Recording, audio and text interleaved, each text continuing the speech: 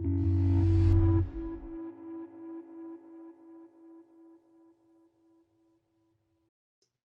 estamos aqui hoje no Movimento Online com o médico Dr. Fabrício Bastos, ele que é médico radiologista, nessa série de entrevistas que estamos fazendo com especialistas da área da saúde nesse momento de pandemia do coronavírus. Dr. Fabrício, muito obrigado por falar com o Movimento Online, é um prazer conversar com o senhor. Boa tarde, Lucas, tudo bem? O prazer é todo nosso. Tudo certo. Começa falando um pouco para a gente o que faz, de maneira específica, um médico radiologista, que especialidade é essa, que tipo de trabalho que faz o senhor? Então, na realidade, sou formado há 22 anos pela UFES, né, aqui no estado, e fiz residência em São Paulo, no Hospital Heliópolis.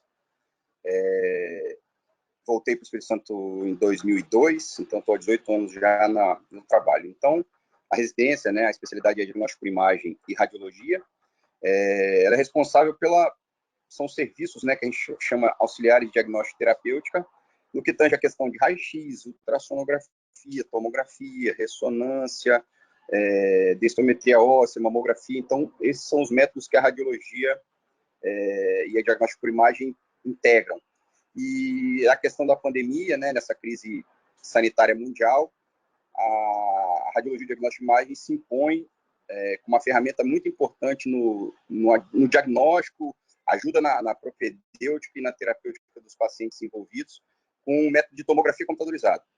Né? O raio-x de tórax também é uma ferramenta que é importante, principalmente nos casos de pacientes internados, onde você consegue ir até o leito do paciente para poder fazer as radiografias seriadas, né, ou diárias, para poder ver o envolvimento da doença, a progressão, a evolução do caso. E sobre essa questão toda da importância dos exames de imagem nesse período de pandemia, fala um pouco para a gente como é que está o trabalho do senhor nesses momentos de pandemia. Imagino que tenha crescido a demanda por esses exames de imagem por conta de uma questão toda de respiração, de problemas respiratórios, de pulmão, por exemplo. Como é que está o trabalho do senhor nesses tempos de pandemia com esse trabalho de imagem, doutor? Então, a gente trabalha em hospitais, né? Então, esses hospitais, a demanda do pronto-socorro desses pacientes é muito grande. Muitos desses pacientes chegam com sintomas já avançados. E a tomografia é um exame fundamental, né? Para a gente poder definir o envolvimento do pulmão, mais ou menos o percentual de envolvimento desse parênquima pulmonar é fundamental para a medida que vai ser tomada. Se o paciente vai ser isolado em casa, se o paciente tem que ficar internado na enfermaria, ou prever se poderá ser um caso complicado, que o paciente pode evoluir para uma UTI, para uma intubação, né, para uma ventilação mecânica assistida. Então, a tomografia é fundamental nesse ponto. Não só para também a avaliação se tem envolvimento pulmonar. Tem muitos pacientes que têm COVID-19 positivo nos testes, principalmente o PCR. Por estar nos estágios iniciais, não há envolvimento pulmonar. A tomografia pode ser normal. Então, é aquilo que a gente sempre fala, a tomografia ela não é diagnóstico, nem afasta. Nos casos iniciais, ela pode ser negativa. Porém, se ela tiver achados que são comumente vistos na COVID-19, ela é reprodutível. Então, a gente pegou em 1 mês e meio mais de 200 pacientes. A gente vê como ela é altamente reprodutível, ou seja, as imagens são muito semelhantes. E a gente pode ajudar a prever a evolução dos casos. Com certeza. E em relação a essas imagens, esses padrões de casos de Covid, a gente vê pela internet, na mídia, muitos exames sendo compartilhados, de qual efeito que a doença faz, principalmente nos pulmões dos pacientes. Fala um pouco para a gente, nessa sua observação, doutor, de trabalho nesses tempos de pandemia, qual o padrão, qual é o impacto da Covid, principalmente nos pulmões dos pacientes que estão sendo atingidos pela doença?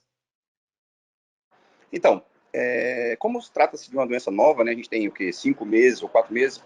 Graças a Deus não fomos o primeiro, né, que se fosse o primeiro seria mais difícil. Então a gente tem padrão de colegas da Europa, dos Estados Unidos, da China, é um padrão altamente reprodutivo.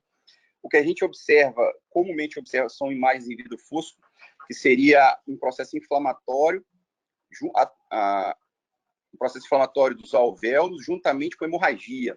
Né? Ela lesa os vasos pulmonares e pode levar a hemorragia. Então, forma esse padrão em vidro fosco, ele é multilobular, acomete geralmente vários lobos, né, pulmonares. Na maioria das vezes, predominantemente na periferia dos pulmões, certo? E notadamente, ou mais frequentemente, os lobos inferiores dos pulmões. Então, é um padrão clássico, e esse padrão, ele, mesmo no paciente que tem envolvimento menor ou no envolvimento maior, o padrão é mais ou menos o mesmo. Entendi. Só para quem é leigo como eu, não entende muito bem esses termos, o que seria o vidro fosco e outras doenças também têm esse mesmo tipo de característica? Algumas doenças têm. O que seria o vidro fosco? O vidro fosco seria, a gente veria uma consolidação pulmonar, é quando tem uma pneumonia bacteriana, por exemplo, em que você não vê as estruturas que passam por baixo, porque ela está totalmente obliterada. Isso a gente chama de consolidação. A gente vê o quê? Os brônquios ou os vasos que passam dentro dessa consolidação.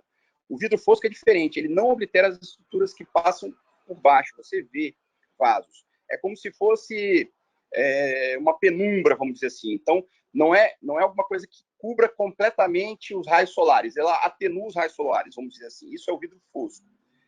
No avançar da doença, esse vidro fosco ele pode se transformar em consolidação também, que seria o preenchimento completo dos alvéolos, seja por fluido, seja por sangue. No caso do Covid, existe uma hemorragia por lesão das paredes dos vasos. Isso é uma coisa que acontece, que aí leva a trombose, e aí pode levar a caso de consolidação. Mas o mais proeminente, o mais comum é o vidro fosco mesmo. E multifocal, em vários locais. Algumas outras doenças podem cursar com um quadro de imagem muito semelhante. Principalmente a infecção viral também, pelo H1N1, que a gente teve uma pandemia alguns anos atrás, que é bem parecido. E também uma outra patologia que seria uma bronquite, não, uma pneumonia organizacional criptogênica, que é uma pneumonia, antigamente a gente chamava que era uma bronquiolite, denominada como bronquiolite. Né? Então, essas doenças podem apresentar o padrão de imagem semelhantes ao que a gente vê na Covid. Então, a gente não consegue, na tomografia, dar o diagnóstico etiológico, dizer, é Covid. Mas juntando com a epidemiologia, com os dados clínicos do paciente, e que a gente está numa fase em que o Covid está muito grande o número de pacientes, a gente pode ajudar bastante a todo o clínico, a conduta, o protocolo. A gente trabalhando muito com os médicos do primeiro atendimento, são os socorristas, e os médicos da UTI, que são os que estão dando suporte para os casos mais graves, né? Com certeza. Nós estamos conversando aqui com o médico radiologista, doutor Fabrício Basso. Doutor Fabrício, eu imagino que o trabalho tenha se multiplicado muito nos últimos dias, nos últimos meses, já podemos dizer assim. Como é que o senhor vê esse trabalho integrado? O senhor citou aí médicos de outras áreas, de outras especialidades. Como é que vem sendo esse trabalho conjunto de várias áreas diferentes? Eu também entrevistei cardiologistas que têm uma área de trabalho muito específica, porque é uma das principais comorbidades, os cardíacos. Como é que várias áreas da medicina vêm trabalhando em conjunto para ajudar a combater a Covid-19? Então, na realidade, é uma doença que afeta vários órgãos, ela é multissistêmica, né? Não é uma coisa só dos pulmões, ela envolve a parte vascular, envolve a parte cardíaca, neurológica também, a gente tem pacientes com esse acometimento. Hoje, o médico infectologista, o pneumologista, o radiologista, o neurologista, o cardiologista, todo mundo tem que trabalhar em conjunto. Né? A gente consegue, na tomografia, de acordo com o tempo de infecção, a gente consegue prever, porque a gente pegou vários casos, então a gente está conseguindo fazer um trabalho muito bom disso, de como a gente pode prever como que vai ser a evolução do paciente. Então, alguns fatores são fundamentais, como idade, o tempo da infecção. A gente, às vezes, pega um pulmão muito envolvido, com 10 dias de evolução, a gente sabe que esse paciente vai complicar. Né? Vai complicar muito. Como a gente pega, às vezes, um paciente com 15 dias e o pulmão também com o mesmo envolvimento, só que no final da infecção, então a gente sabe que esse paciente pode ser que ele saia sem complicação. Ainda sobre essa questão das vidas, acho que essa é uma pergunta que é até um pouco mais complexa. A gente viu outros estados do país, principalmente Rio de Janeiro, que na última semana divulgou que vai começar a fazer um protocolo para definir quais tipos de paciente vão ter prioridade na hora de ter, por exemplo, o respirador, um leito de UTI com ventilação mecânica. O senhor citou aí evolução da doença. Quais seriam os critérios para um paciente ou outro ter acesso a um tratamento com respirador?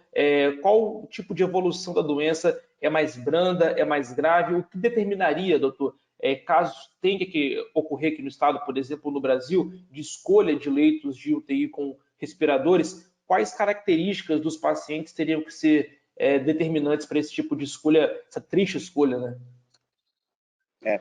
Então, isso é um ponto fundamental, né? A gente está hoje diante de uma crise sanitária mundial e a reboque vem uma crise econômica, né? E a gente tenta seguir o que a Organização Mundial de Saúde sempre defende, porque é ciência, né?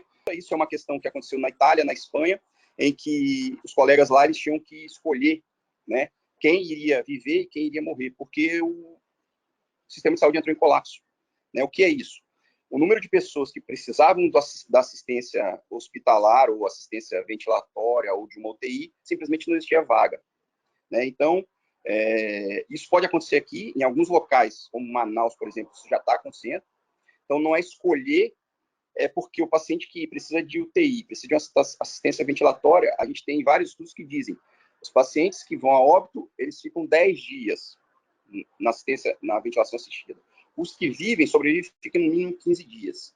Então, um exemplo, se você precisar de uma assistência ventilatória, por uma insuficiência, a gente fala que é uma síndrome respiratória aguda grave. Você precisa ir para um respirador, você fica no mínimo 15 dias. Ou se morrer, 10 dias. Então, aquele leito ali não é liberado em menos de 10 ou 15 dias. Não existe uma rotatividade. Então, por isso que a quarentena é fundamental. Para quê? Para aumentar o tempo em que mais gente fique doente ao mesmo tempo consequentemente, precisa dessa ventilação.